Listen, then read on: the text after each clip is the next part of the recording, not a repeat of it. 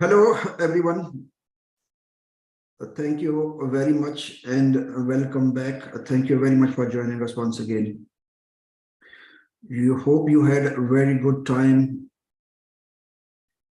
Okay, first of all, I would like to say apologies to everyone because I was supposed to share the presentation, but honestly, the week was so busy. I was not able to share the presentation. You know, this return season, so many timelines, so many deadlines.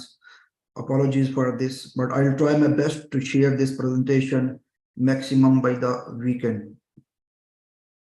Okay, as usual, we will start our discussion by recapping our previous lectures. Then we will be starting what will be the impact of corporate tax on the unrealized gains and losses. So let's start the discussion.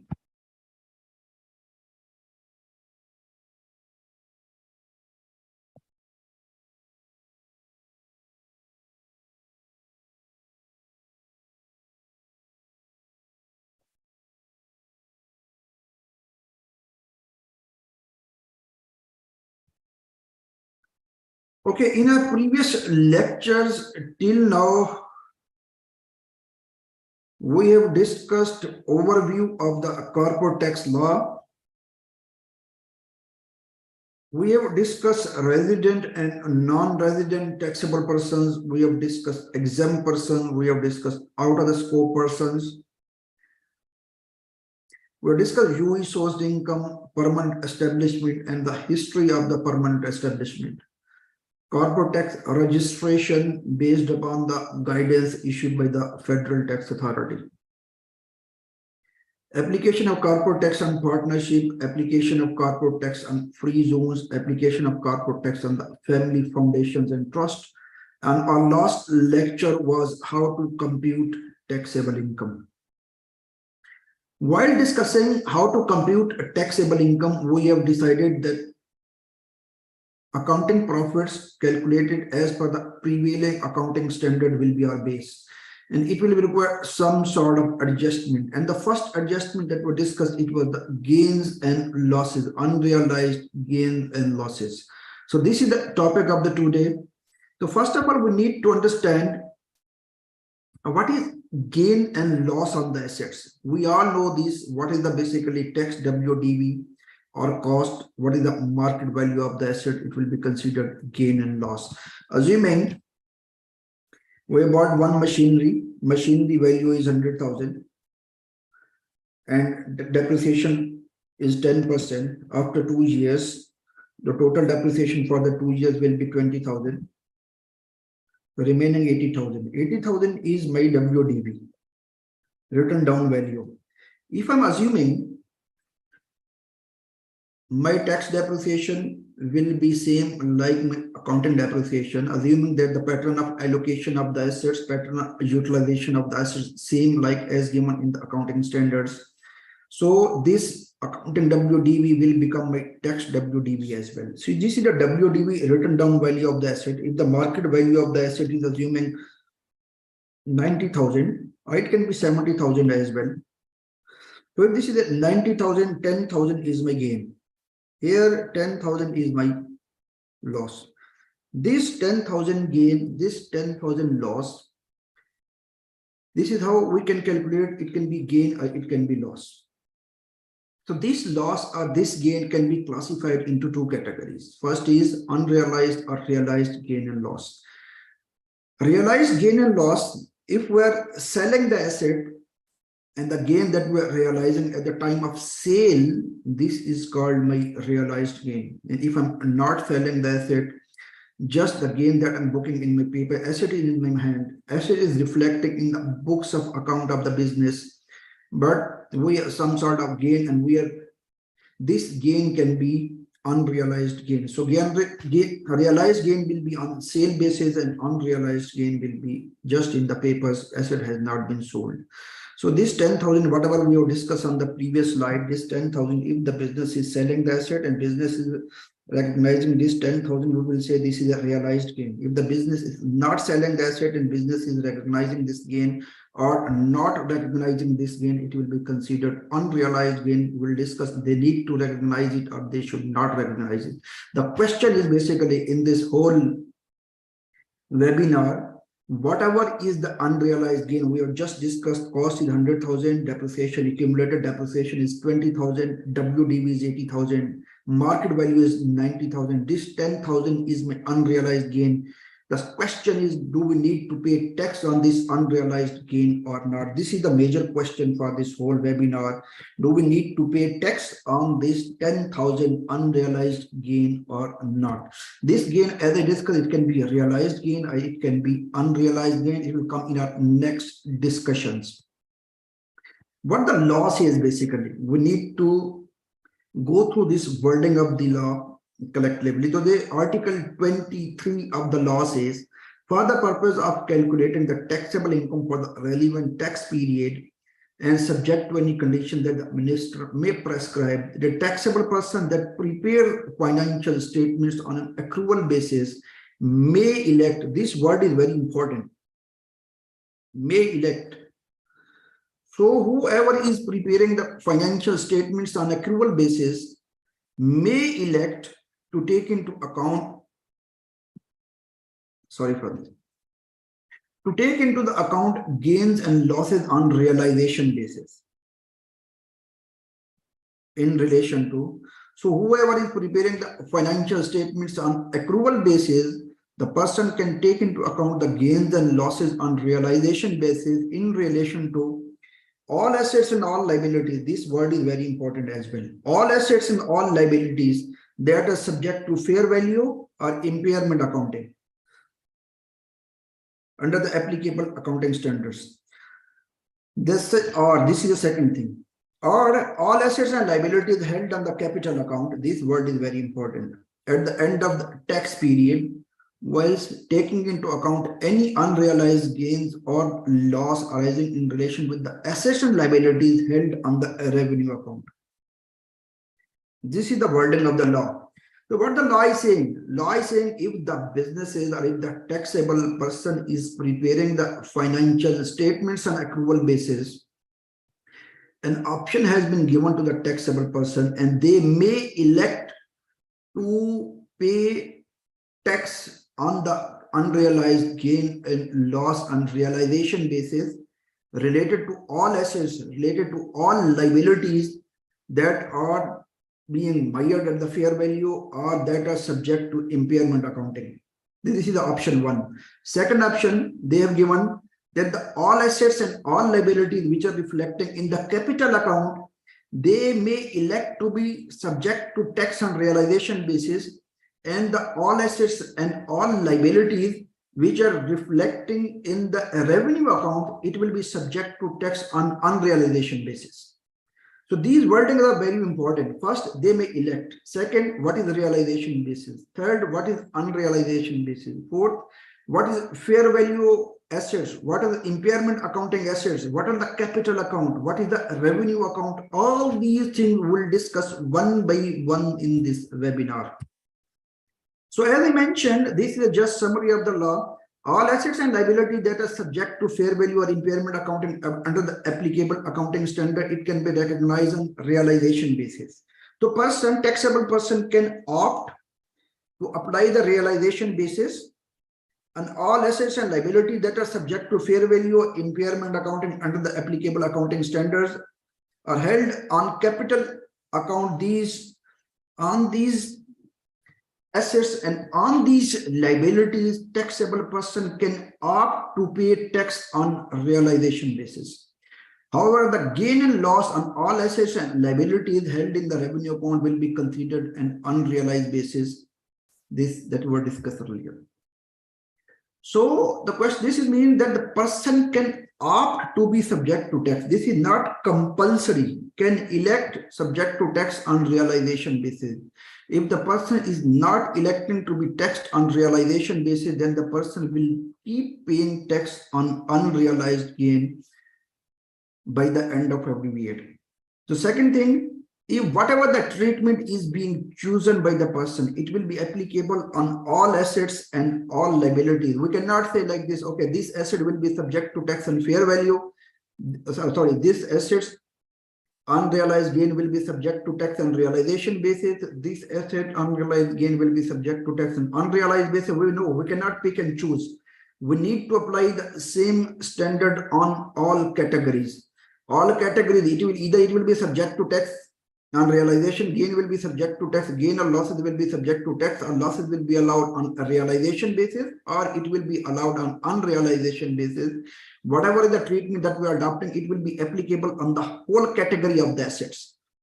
So first person can elect, second, it will be applicable on the whole category of the assets. So next is fair value and impairment testing. What are the assets and liabilities which are subject to fair value, which are subject to impairment testing? So generally, financial assets, financial liabilities as per the IFRS 9, and investment property as per IFRS, I think investment property IFRS 40. Biological assets IFRS 41, I think. And the fair value less cost to sell, intangible assets as per IFRS 38. These are the assets which are subject to fair value. So, and the assets which are subject to impairment testing, I think IFRS 36 deals with this. These are usually property, plant and equipment, goodwill, intangible assets. These are the assets which are subject to impairment testing. We need to look into this in detail. What are the assets which are subject to fair value? What are the assets which are subject to impairment testing? Usually, this is the category of the assets, as I mentioned: financial assets, financial liabilities, biological assets, intangible assets, and investment property. So if these assets are the assets which are subject to impairment testing, these assets are property, plant and equipment, goodwill as per the IFRS 36. So along with this, if as I mentioned, as we discussed earlier, if the taxable person is electing itself to be subject to tax on a realization basis, so these are the assets which are subject to tax at fair value, and these are the assets which are subject to tax at the impairment accounting. So assets and liability held on capital account. There are two different things. What we discuss: assets and liabilities held on the revenue account, assets and liabilities held on the capital account. Assets and liabilities which are held on the capital account, these are usually non-current assets, these are non-current liabilities, like machinery, property, plant and equipment, investment property, intangible assets.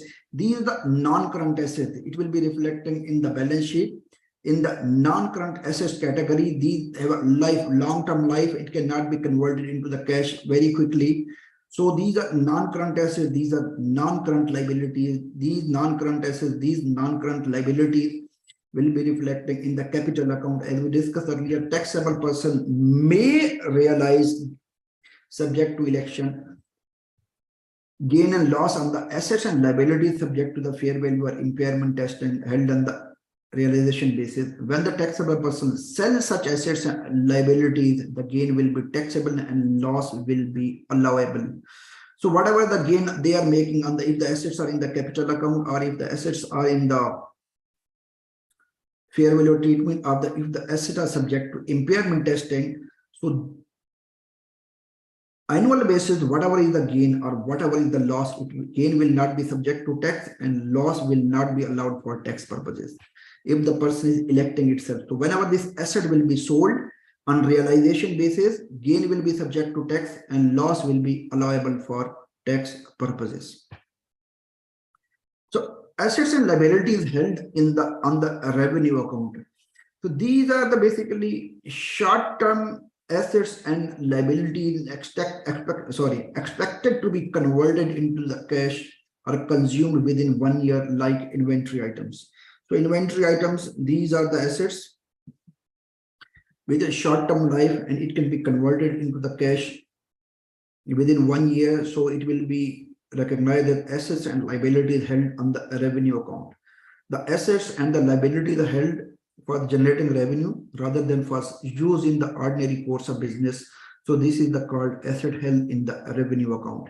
So the second treatment that we discussed earlier, if the taxable person So assets which are in the assets which are in the capital account, the person can opt to be subject to tax on realization basis, and whatever the assets are in the revenue account, those assets will be subject to tax. Those assets, the gain or loss related to those assets will be subject to tax on unrealized basis. So still for assets and liabilities held in the revenue account, the taxable person will have to assess the unrealized gain or loss by the end of every tax period and adjust the accounting profit accordingly.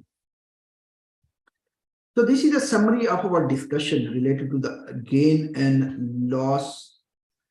So first is assets and liabilities subject to fair value or impairment accounting. Assets or liability held on the capital account. Assets or liability held on the revenue account.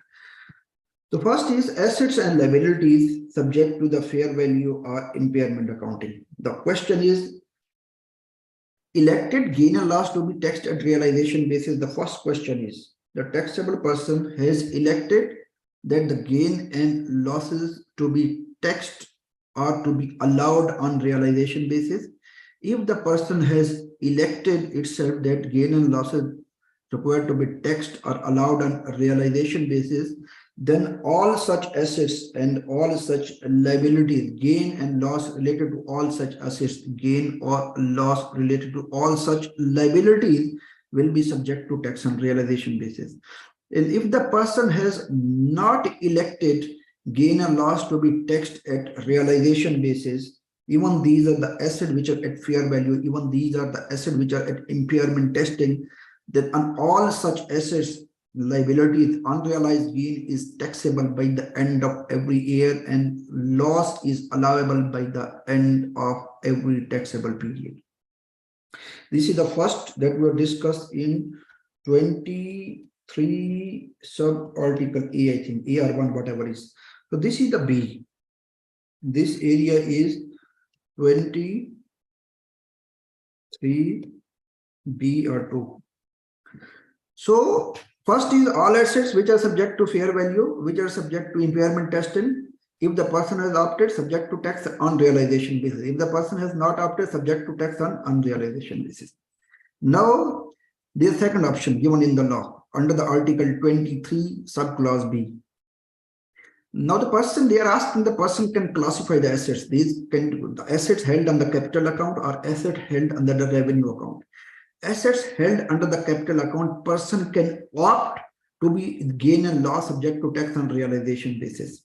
So here, if the person has opted, yes, all assets will gain on all assets will be subject to tax on realization basis and losses will be allowed on realization basis. If the person has not opted, then gain will be subject to tax on unrealization by the end of every year and losses will be allowed on unrealization basis by the end of every year.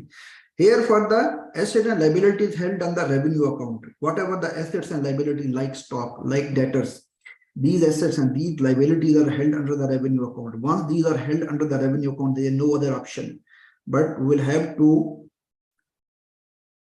pay tax on the unrealized gain and we can claim losses on realized basis.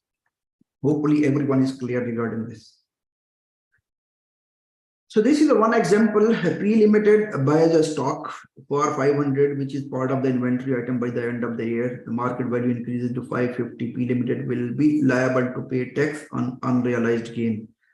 So initially, pre-limited, we are assuming that the person is not opting the option 23(1), but they are going for option 23(2) or B. So once they are going for 23B option, if they would have gone for A, then all it would have been subject to tax on realization basis. If they have opted 23(2), then these are the revenue items, so it will be subject to tax on realization basis. On the contrary, if the value of the closing inventory has been reduced to 400, they bought it 500, reduced to 400, 100 will be allowed as tax deductible expense by the end of every year. This is example 2. This is basically asset held on the capital account. Pre-limited has bought machinery 1 million, which will be used for business purposes and booked as non-current assets. The machinery tax WDV is 0.8 million. So this is, they bought machinery 1 million. 1 million, tax depreciation is 0.2, remaining tax WDV is 0.8. If the tax WDV is 0.8 by the end of second year, the market value of the machinery, there is a possibility it can be 0.9 million, it can be lesser than 0.8 million. If this is a 0.9 million, so once the market value of the machinery is 0.9 million, the gain is 0.1. This 0.1, we need to look into this. They are opting either opting 23, 20, Article 20, subclause 3, subclause 1, or the second option. In both of the cases, the person is opting, this 0.1 will be subject. If the person is opting, it will be subject to tax on realization basis. If the person is not opting, then this 0.1 will be subject to tax on unrealization basis. In the same way, if there is a loss, if the person is opting, then this loss, whatever is the loss, it will be allowed on realization basis. If the person is not opting, then the differential, whatever is the loss, it will be allowed on unrealization basis. By the way, the law is silent about the pattern of allocation of the assets, and we can assume that the tax depreciation would be the same as per the accounting depreciation. So tax WDV will be equal to the accounting WDV, but we need to wait for the law. Usually it doesn't happen like this in the various jurisdictions, because pattern of allocation of the assets is usually different as treated by the tax authorities, and the pattern of allocation of the asset treated by the accounting standards. So once the pattern of allocation is different, the tax WDV, the timing difference, this is taxable temporary differences, and these taxable temporary differences are usually creating deferred tax liabilities. So because usually tax authorities are allocating the asset on lesser period, but accounting standard allow more period. So these temporary differences are creating deferred tax liability. But in the law, nothing has been given like this, that accounting depreciation will be different from the tax depreciation. At least we will not be seeing any deferred tax liability due to the pattern of allocation of the asset. But we need to wait for the regulations, and might be they will give more clarity in the regulations. In case it will be different, then we need to look into this. What will be the tax WDV? What will be the accounting WDV? So while calculating the taxable profits, we need to add back the accounting depreciation, and we need to deduct the tax depreciation, but we need to wait for it. These are frequently asked questions that will be taken from the Ministry of Finance side. So first question is, what is the UECT treatment for any unrealized gain and losses? Unrealized gains and losses arising from accounting fair value or impairment adjustment. So where a business prepare, we have already discussed, just we need to go through this. Where a business prepare their financial statement on accrual basis, it has the following option in respect of the UECT treatment. Following options for the unrealized accounting gains and losses. Option number 1, the taxpayer can elect. We are not changing in a single word. We are just copied and pasted the question and answer from the ministry side. The taxable person can elect to recognize gains and losses on realization basis. So can elect on realization basis. So if you are not electing, it will be subject to tax on unrealized basis. For UECT purposes, for all assets and all liabilities, this word is very important. All assets, all liabilities, and that is any all unrealized gains would not be taxable. So if they are opting, all assets, all liabilities which are subject to fair value and impairment adjustment, it will be subject to tax on realization basis. Option number 2, taxable person can split capital account, revenue account.